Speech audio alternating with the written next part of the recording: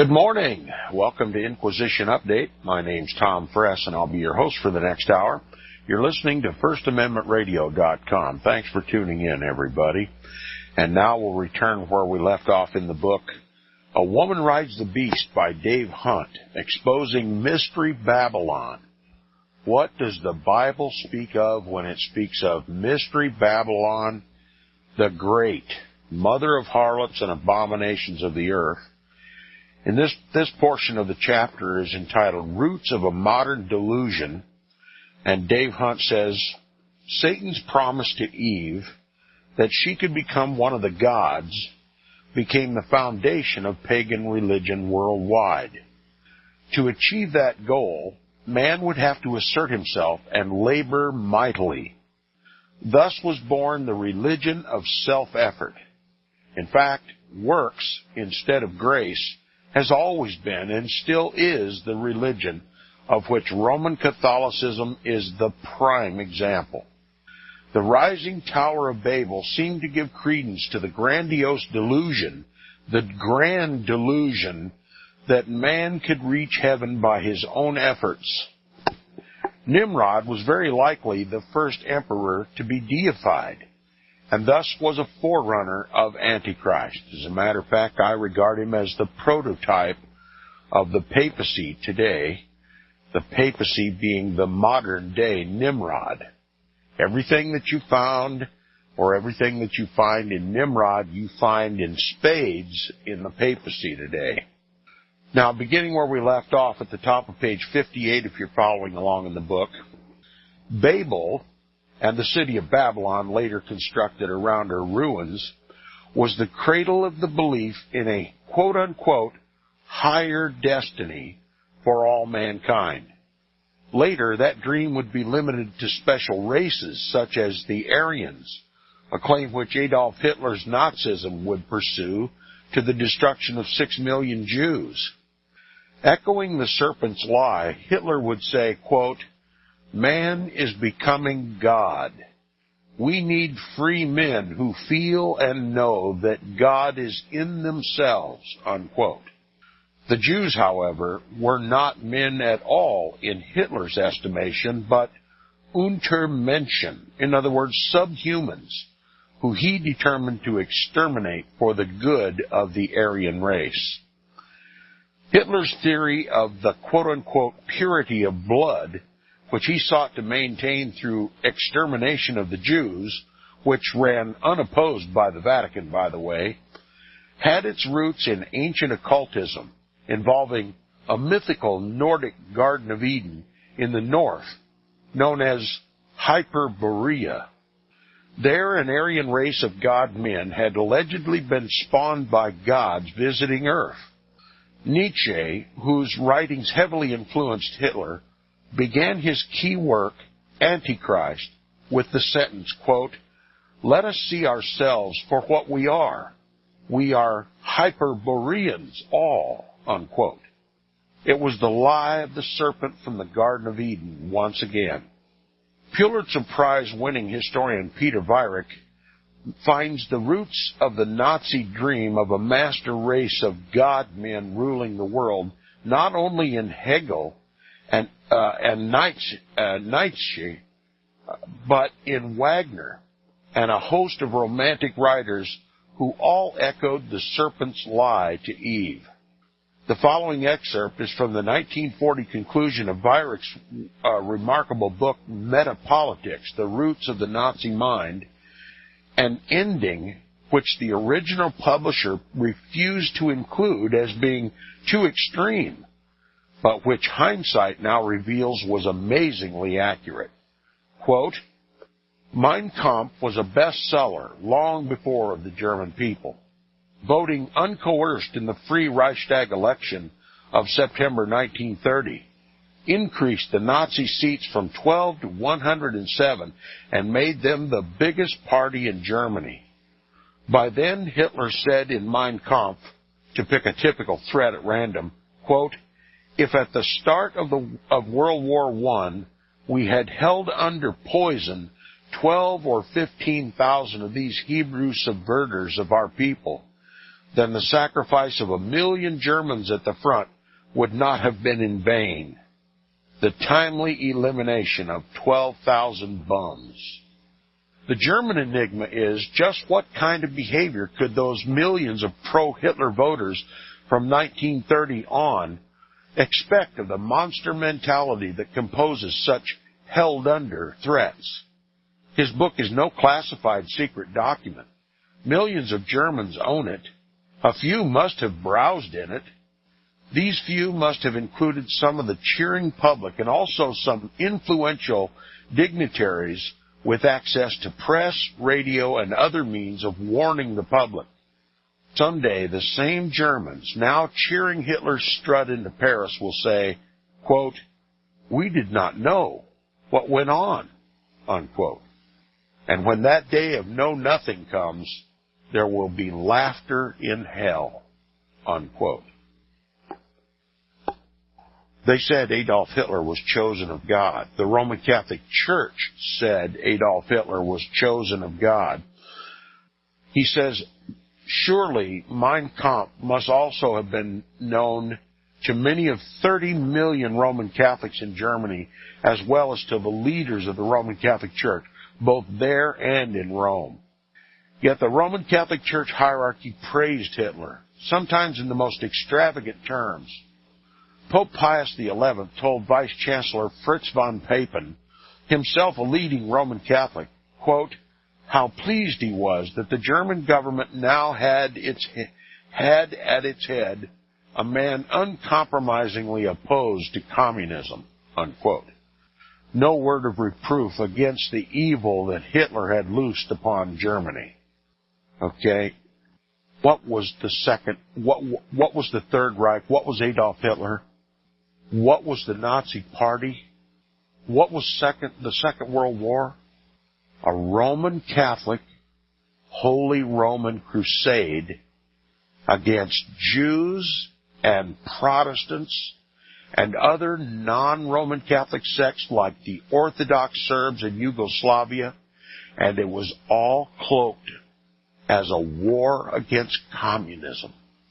Now, Bishop Burning published a book stressing the link between Catholicism and patriotism and sent a copy to Hitler, quote, as a token of my devotion, unquote. Monsignor Hartz praised Hitler for having saved Germany from, quote, the poison of liberalism and the pest of communism, unquote. Now, I'll remind my listeners what liberalism is. Liberalism is a nondescript term that secretly means Roman Catholics who do not obey the Pope and who love Protestant liberties and want just to let live and let live. They're not interested in following Roman Catholic canon law. They may go to the Roman Catholic Church. They may participate in the Mass and the other sacraments, so-called, of the Roman Catholic Church, but they're not true Catholics according to the papacy. And, of course, the word liberalism also applies in even greater terms to Protestantism, which has rejected both the spiritual and temporal power of the Pope and labeled him, as does the Bible and all of history, Antichrist. But it was all cloaked as a war against communism. Now, Catholic publicist Franz Tichenor praised, quote, the Führer gifted with genius, unquote, and declared that he had, quote, been sent by Providence, capital P, in order to achieve the fulfillment of Catholic social ideas, unquote. What do you suppose Catholic social ideas is? Catholic social idealism is the unity of church and state. The Roman Catholic Church becomes the state-sponsored church, and no other religion is tolerated. That's what Catholic social ideas means. Most German Catholics were in a state of euphoria after the 1933 Concordat between Hitler and the Vatican was signed. Catholic young men were ordered, quote, to raise their right arm in salute and to display the swastika flag. The Catholic youth organization New Deutsche Jugend called for the full and close cooperation between the totalitarian state and the totalitarian church, unquote. Now, what was the totalitarian state? Roman Catholic Nazi Germany. And what was the totalitarian church? The same one it's always been, the Roman Catholic Church. The German bishops together pledged their solidarity with National Socialism. Addressing a gathering of Catholic youth at the Cathedral of Trier, Bishop Bornwasser declared, quote, "With raised heads and firm step, we have entered the new Reich, and we are prepared to serve it with all the might of our body and soul," unquote. What is the Third Reich? An attempt to restore the Holy Roman Empire that had fallen around its papal foundations after the Protestant Reformation. So what must be destroyed? Much talk about the Jews, but it was to destroy Protestantism. And I'm telling you, the persecution against the Jews was simply to set the stage for a mass emigration of Jews to Israel, and to kill off any Jew that demanded that a modern nation state of Israel was not God's will. Two things were happening at the same time through Nazi Germany and World War II, preparing a mass exodus of Jewish Europeans to go to Israel, to flee to Israel for protection. An attempt to kill off every Jew that said it was not God's will for there to be a modern nation state of Israel, and to kill as many Protestants as possible. And a close examination of the history of World War II will make this apparent to anyone with an open mind. Now, Bishop Vogt Aiken, in a congratulatory telegram, promised Hitler that, quote, "Diocese and bishop will gladly participate in the building of the new Reich," unquote.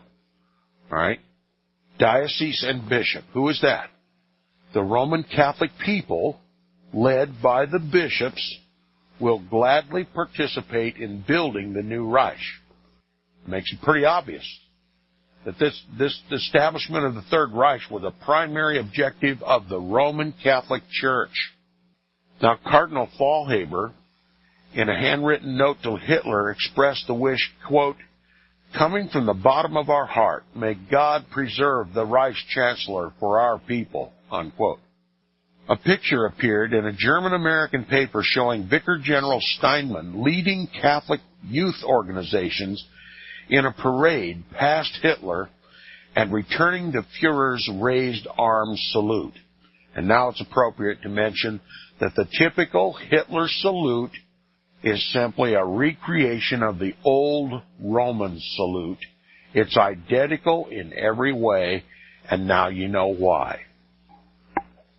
Continuing, he says, replying to the criticism from outraged American Catholics, Steinmann declared that, quote, "German Catholics did indeed regard the government of Adolf Hitler as a God-given authority, and that someday the world would, quote, gratefully acknowledge that Germany erected a bulwark against Bolshevism," unquote.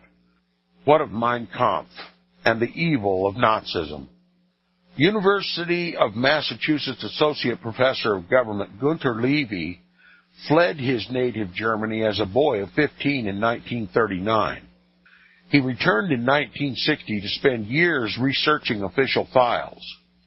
Levy writes, in the Catholic Church in Nazi Germany, quote, "Pius XI, in 1933, called the Chancellor of the German Reich, that is Hitler, the first statesman who, together with the Pope, had clearly recognized the Bolshevik danger.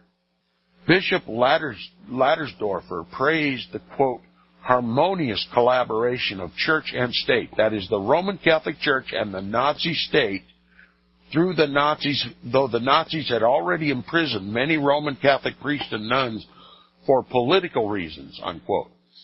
Now, why did the Nazis exterminate so many Roman Catholic priests and nuns? Clearly because they were liberal. They wanted peace with Protestantism. They either secretly or outwardly opposed Nazism and opposed the Pope's Führer, Adolf Hitler. They opposed the concentration camps. They opposed the persecution of Jews and unchristian-like behavior, both by the church and the state. Rome simply killed her own people for opposing the church and for opposing Hitler and for opposing the Nazis. On March 29, 1936, this is still a quote, 45,453,691 Germans, or 99% of those entitled to vote, went to the polls. Of these, 44,461,278, or 98.8% of those voting, voiced their approval of Hitler's leadership.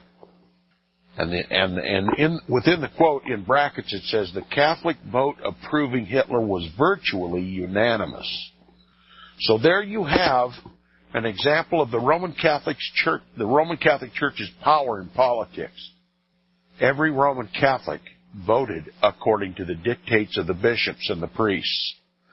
Continuing the quote, it says, a joint pastoral letter from all the German bishops was read from the pulpits on January 3, 1937, stating that, quote, the German bishops consider it their duty to support the head of the German Reich by all those means which the Church has at its disposal.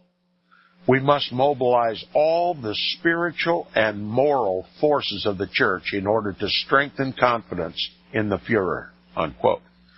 Now, what are all those powers? What are all those means that are always at the disposal of the Roman Catholic Church? Force.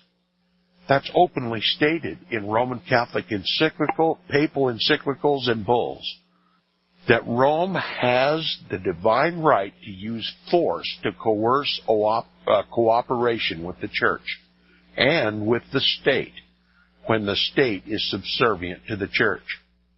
Force, bloodshed, war, torture, inquisition, interrogation, persecution, denial of basic civil rights, imprisonment, confiscation of property, excommunication, eternal damnation, and even the denial of a Christian burial. Those are just some of the means by which the Church, means that the Church always has at its disposal to mobilize spiritual, that is religious, and moral, that is state forces of the Church in order to strengthen the confidence of the Führer. To read this quote without understanding anything about papal encyclicals or papal definitions for words, it may seem wicked enough, but when you understand what is really written here, it makes the hair stand on the back of your head. Now he says, by this time no one could have been ignorant of Adolf Hitler's ruthlessness or of his real goals. Yet Catholic leaders, like most Protestant clergy in Germany, continued to heap praise upon their fellow Catholic. 2 books on Reich and Kirch, that is, church and state, published with ecclesiastical permission, that is, by the permission of the Roman Catholic Church, called, quote, Deepening the Understanding of the Great Work of German Renewal, which the Führer has summoned us, the biggest spiritual task of contemporary German Catholicism, unquote. Karl Adam, world-renowned Catholic theologian, argued that National Socialism and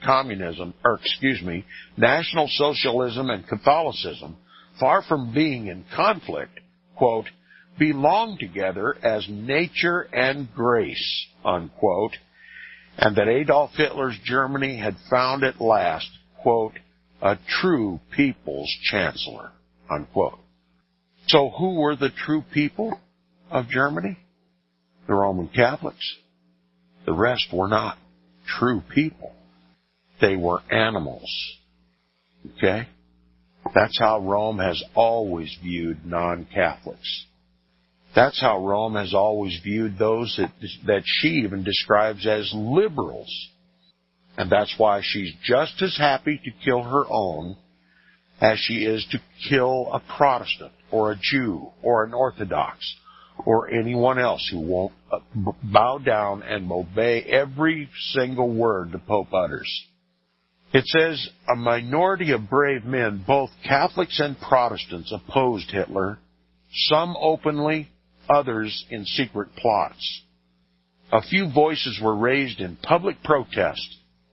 One belonged to a priest, a Father Muckerman, who dared to express his amazement and consternation that, quote, despite the inhuman brutalities perpetrated in the concentration camps, despite the personal insults against individual princes of the Church, against the Holy Father and the entire Church, the bishops find words of appreciation for what, next to Bolshevism, is their worst enemy.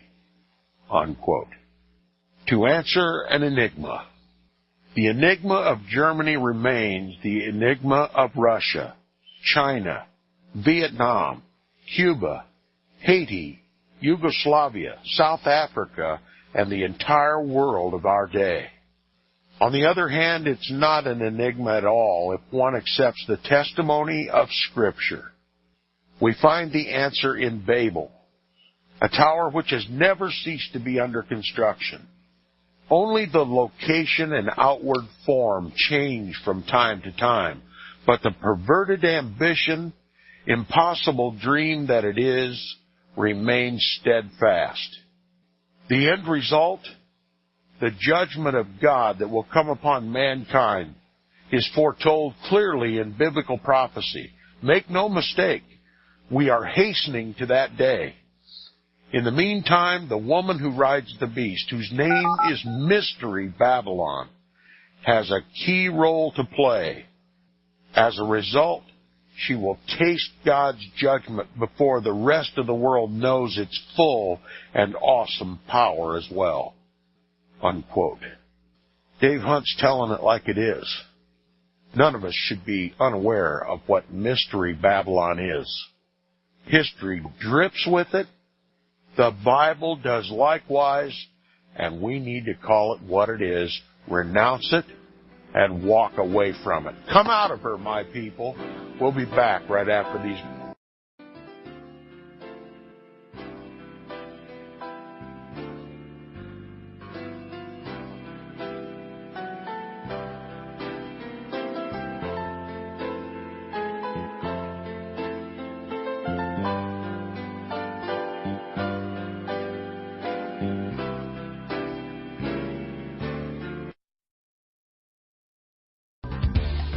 Hear it first on FirstAmendmentRadio.com and FirstAmendmentRadio.net. The book of Revelation says, the spirit of prophecy is the testimony of Jesus Christ. This is at the very heart of FirstAmendmentRadio.com. In that spirit, we have created the Prophecy Reality News app for all of your mobile devices, streaming First Amendment Radio 24 hours a day, 7 days a week. Available for your Apple, Android device, and smartphone, absolutely free. Get the Prophecy Reality News app installed today so you can listen to First Amendment Radio wherever you are. The Prophecy Reality News app. Get it now.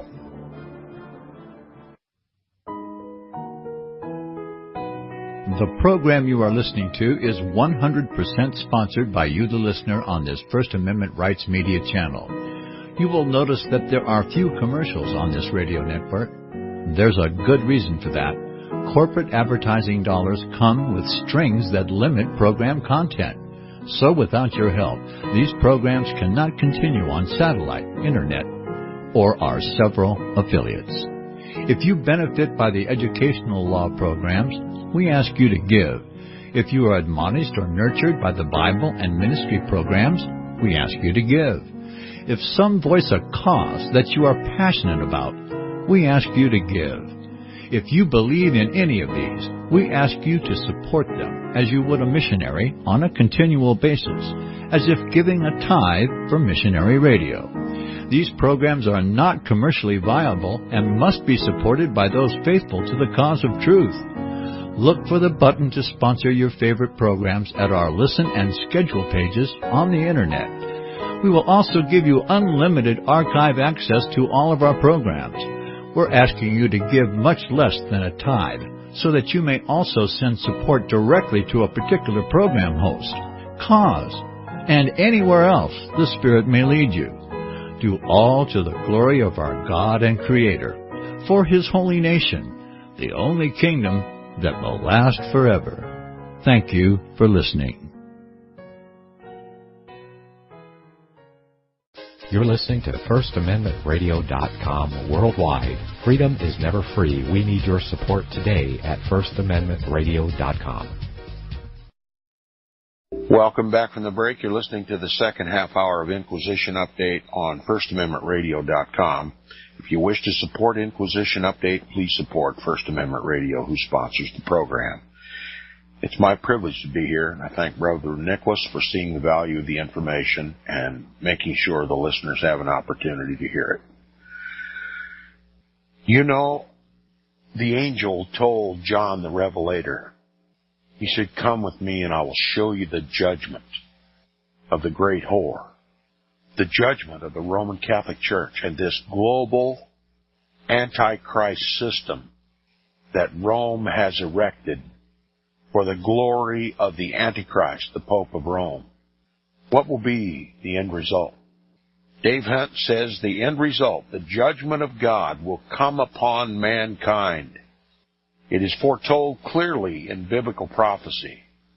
Make no mistake, we are hastening to that day. In the meantime, the woman who rides the beast, whose name is Mystery Babylon the Great, has a key role to play. As a result, she will taste God's judgment before the rest of the world even knows its full and awesome power as well. I want my listeners to know who this woman is and how her power dictates virtually every aspect of our lives today.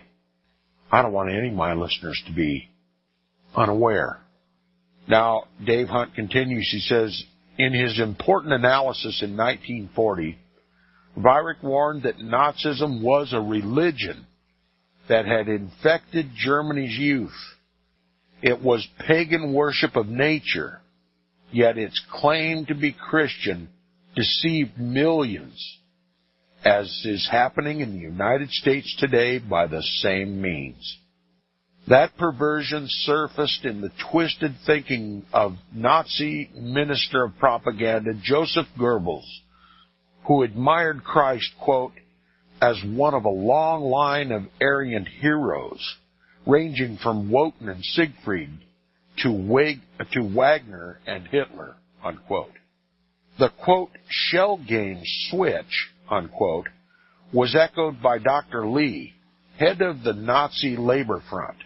Quote, our faith is National Socialism, unquote. Hans Kurl, Nazi minister of church affairs, furthered the lie that was embraced by the majority of both Catholics and Protestants.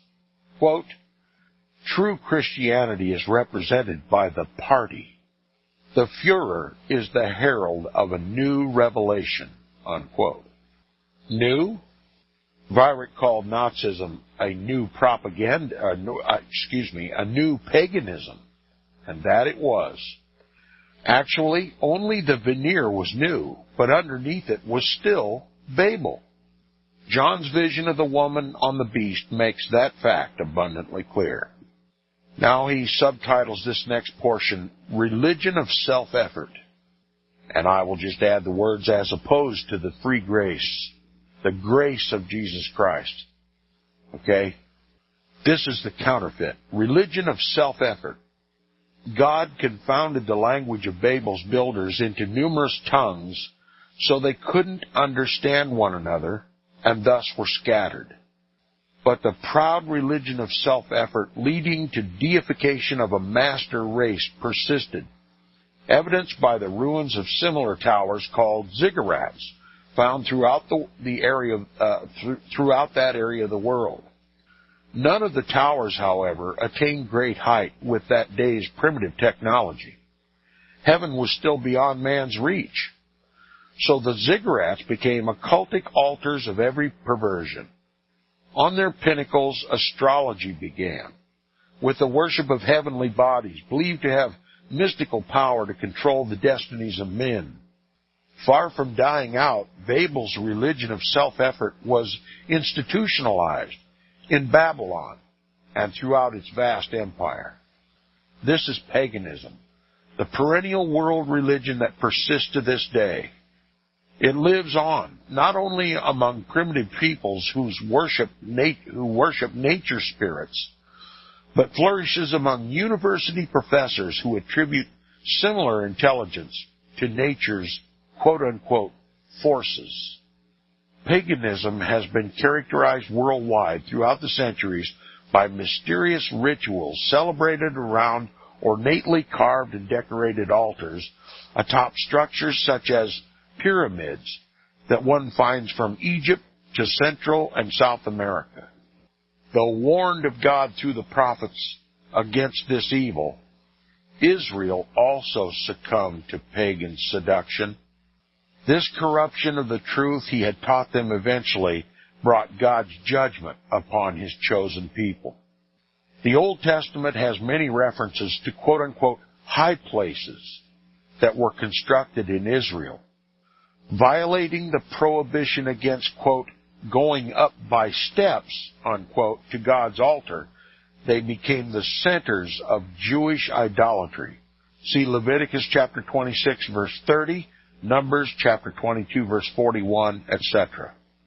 At times of repentance and revival, these so-called high places, with their idols, were destroyed by godly kings and priests. But Israel never rid itself of this evil.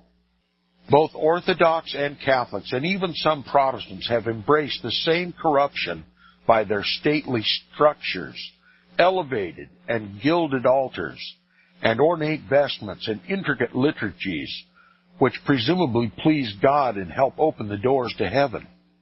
The bricks and mortar which were involved remind us that Babel was not only a religious and political enterprise, but that it engaged the most advanced technology or science of its day.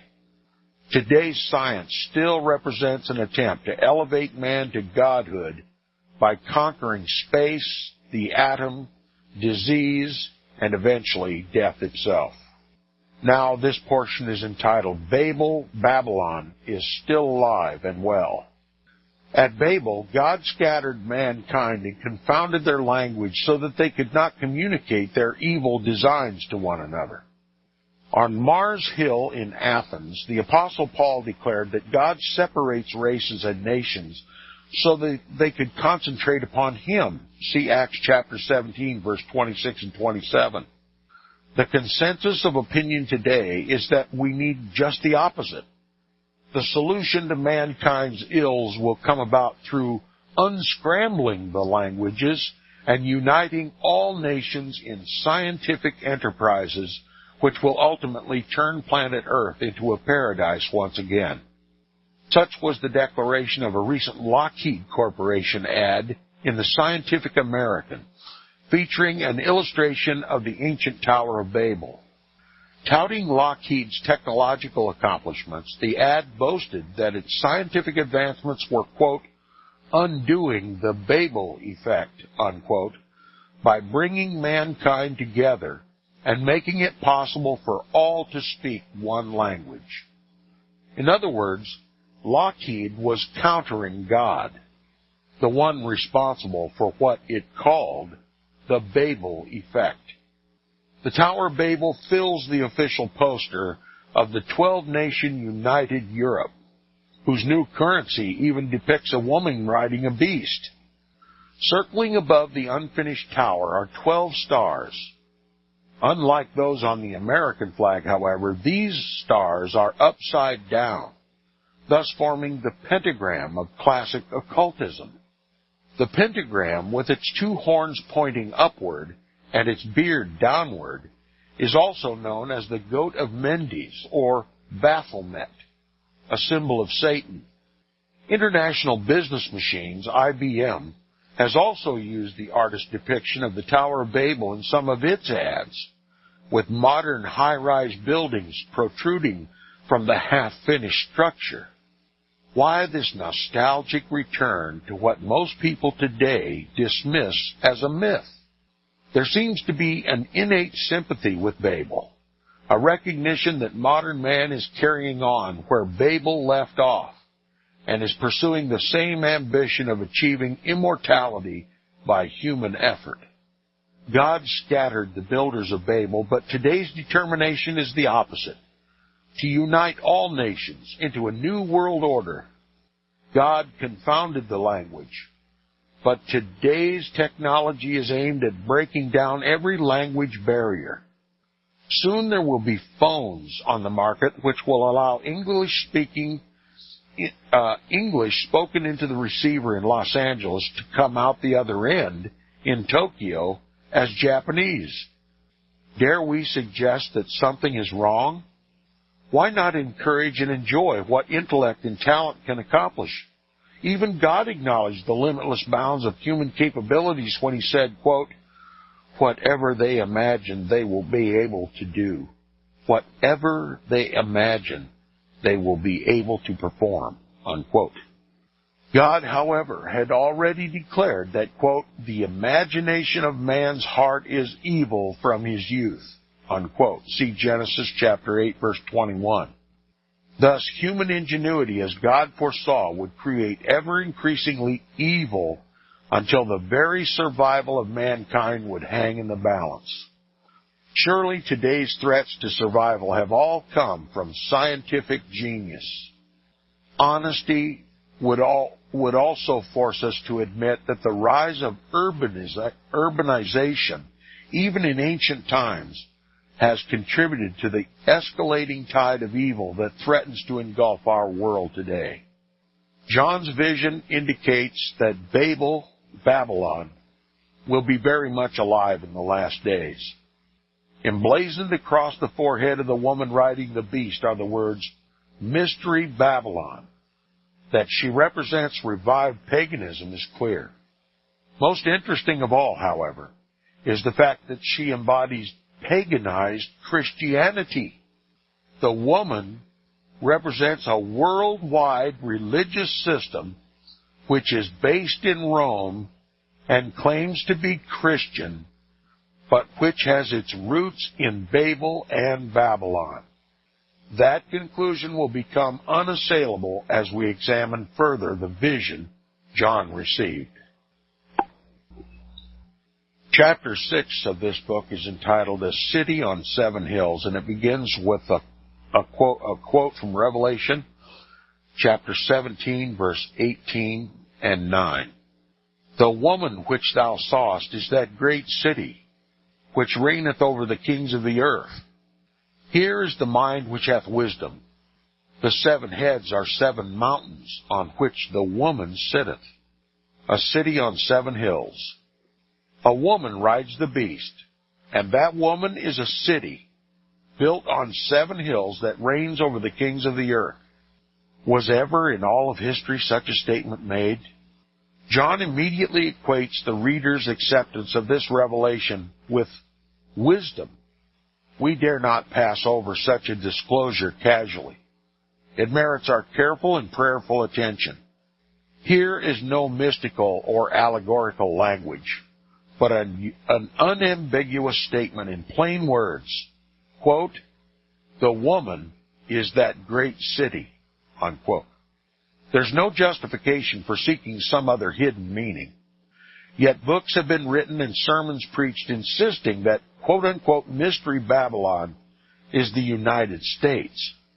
That's clearly not the case, for the United States is a country, not a city. One might justifiably refer to the United States as Sodom, considering the honor now given to homosexuals, or rather sodomites, correctly speaking. But it is definitely not the Babylon that John sees in this vision. The woman is a city. Furthermore, she is a city built she is a city built on 7 hills. That specification eliminates ancient Babylon. Only one city for more than 2,000 years has been known as the city on 7 hills. That city is Rome, Italy. The Catholic Encyclopedia states, this is from Rome's own encyclopedia, quote, "It is within the city of Rome, called the City of 7 Hills, that the entire area of Vatican State proper is now confined," unquote. There are, of course, other cities, such as Rio de Janeiro, that were also built on 7 hills. Therefore, John provides at least 7 more characteristics to limit the identification to Rome alone. We'll examine each one in detail in subsequent chapters. However, as a preview of where we are going, we will list them now and discuss each one briefly. As we shall see, there is only one city on the earth which, in both historical and contemporary perspective, passes every test John gives, including its identification as Mystery Babylon. That city is Rome, and more specifically, Vatican City.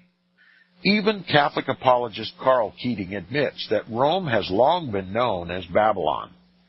Keating claims that Peter's statement, quote, "The church here in Babylon sends you her greeting," unquote, from 1 Peter chapter 5, verse 13, proves that Peter was writing from Rome. He explains further, quote, "Babylon is code word for Rome. It is used that way 6 times in the last book of the Bible. 4 of the 6 are in chapters 17 and 18, and in extra-biblical works such as Sibylline Oracles, the Apocalypse of Baruch, and 4 Esdras. Eusebius Pamphilius, writing about 303 A.D., noted that, quote, "It is said that Peter's first epistle was composed at Rome itself, and that he himself indicates this, referring to the city figuratively as Babylon," unquote. As for the word mystery, that name imprinted on the woman's forehead is perfect designation for Vatican City. Mystery is the very heart of Roman Catholicism, from the words magisterium fidei, pronounced at the alleged transformation of the bread and wine into the literal body and blood and soul and divinity of Christ, to the enigmatic apparitions of Mary around the world.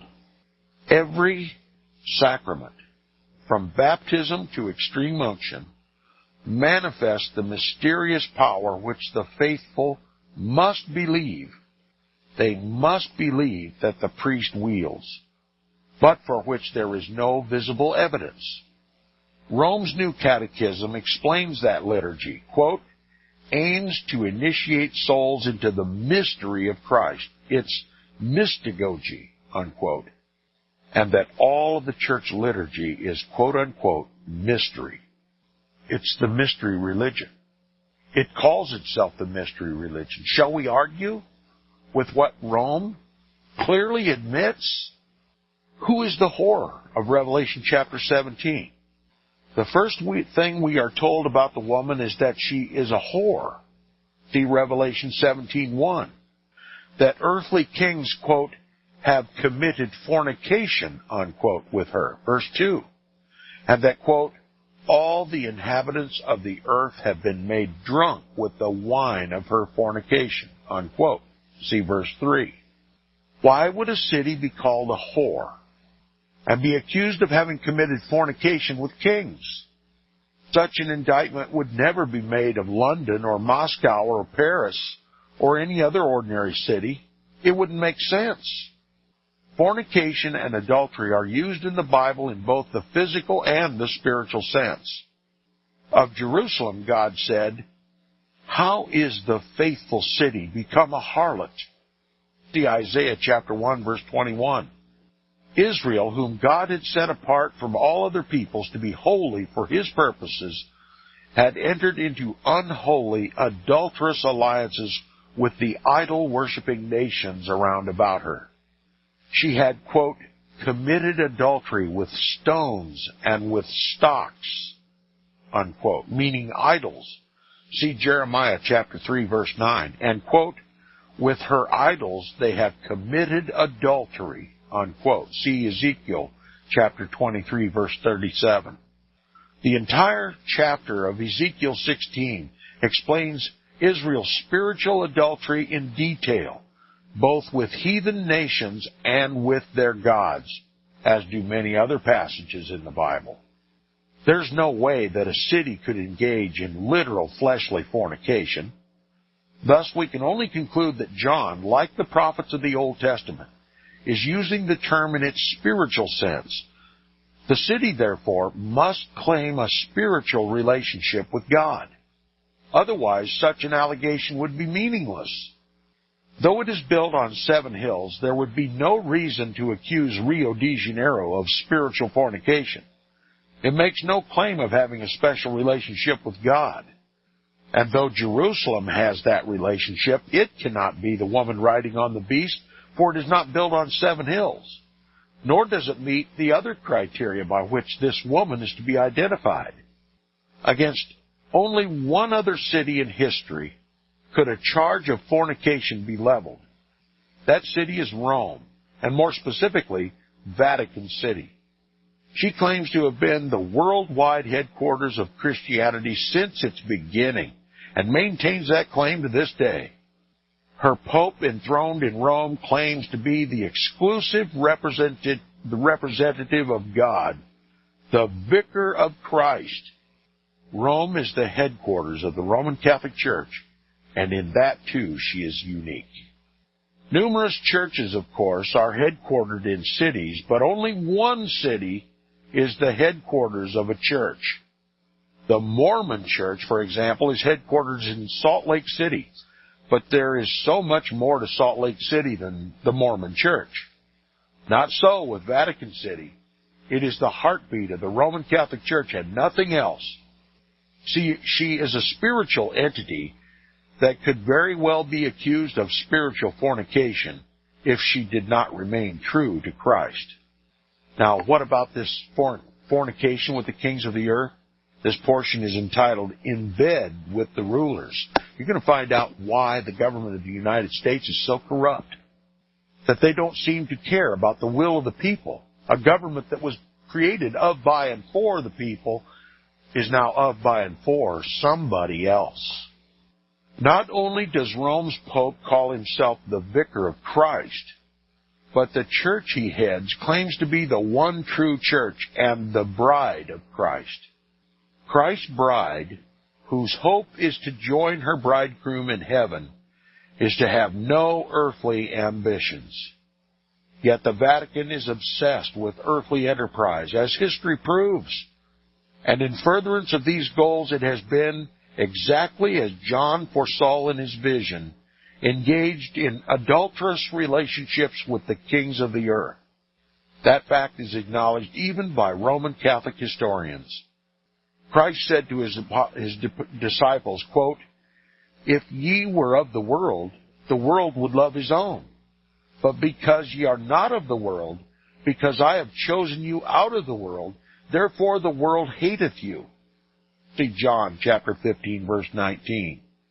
The Catholic Church, however, is very much of this world. Her popes have built an unrivaled worldwide empire of property, wealth, and influence. Nor is empire building an abandoned feature of the past. We've already seen that Vatican Council II clearly states that the Roman Catholic Church today still ceaselessly seeks to bring under its control all mankind and all their goods. And that's exactly what they're doing. Popes have long claimed dominion over the world and its peoples. Pope Gregory XI's papal bull of 1372 in Sena Domini claimed papal dominion over the entire Christian world, secular and religious, and excommunicated all who failed to obey the popes and pay them taxes. In Siena was confirmed by subsequent popes in 1568, Pope Pius V swore that it was to remain an eternal law. The God of Rome has spoken, and the whole world wanders after this beast. We must swear off Roman Catholicism and ecumenism and return to Christ and Him only.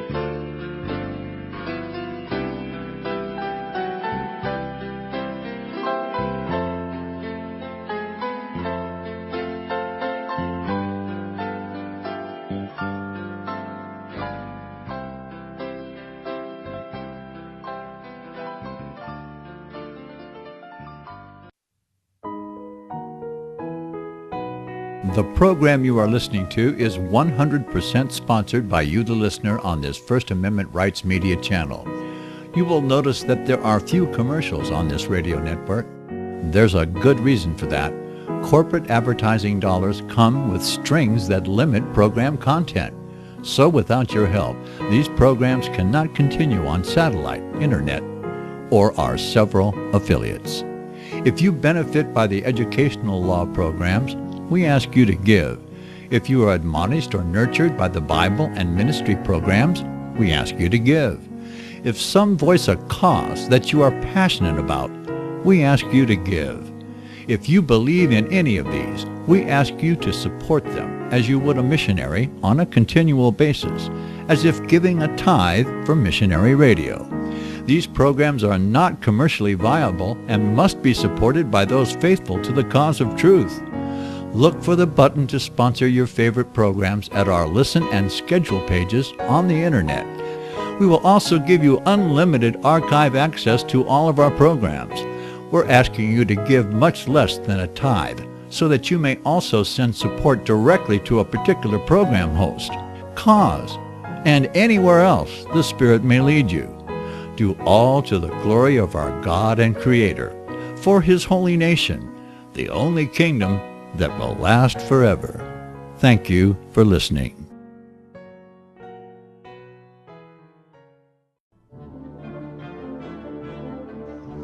Visit crosstheborder.org, CROSS, crosstheborder.org, to get your print, EPUB, or PDF version of Nicholas Arthur's new book titled When the Third Temple is Built. That's crosstheborder.org. When it comes to prophecy today, much of the evangelical Christian world has their eyes on Israel, waiting and watching to see when the third temple will begin to be built. The plans are drawn. The Jewish people are eager. Most evangelical Christians today believe that the rapture will happen before the third temple is built. Hi, I'm Michael Eugene. I was taught that Daniel's 70th week was in the future. Is that really what the Bible teaches? Have we searched the Scriptures and found this to be true? Why is it so important for a re-established Israel to build a third temple in Jerusalem? Is it necessary to build a temple on the same location already occupied by the Dome of the Rock? Is it necessary for sacrifices to take place in the temple on Temple Mount? Is there really a rapture followed by 7 years of tribulation? What is the New Testament temple? Can we identify history and prophecy? Who is the first beast in Revelation chapter 13? Who are the 7 kings in Revelation 17? I have asked all these questions, and I have found Nicholas Arthur's new book, When the Third Temple is Built, answers all these questions and more using Scripture to interpret Scripture. The Bible says that no prophecy of Scripture is of any private interpretation. Nicholas shows us in his new book, When the Third Temple is Built, how the Bible interprets prophecy and not man's private interpretation. Visit crosstheborder.org, C-R-O-S-S, crosstheborder.org to get your print, EPUB, or PDF version of Nicholas Arthur's new book titled When the Third Temple is Built. That's crosstheborder.org.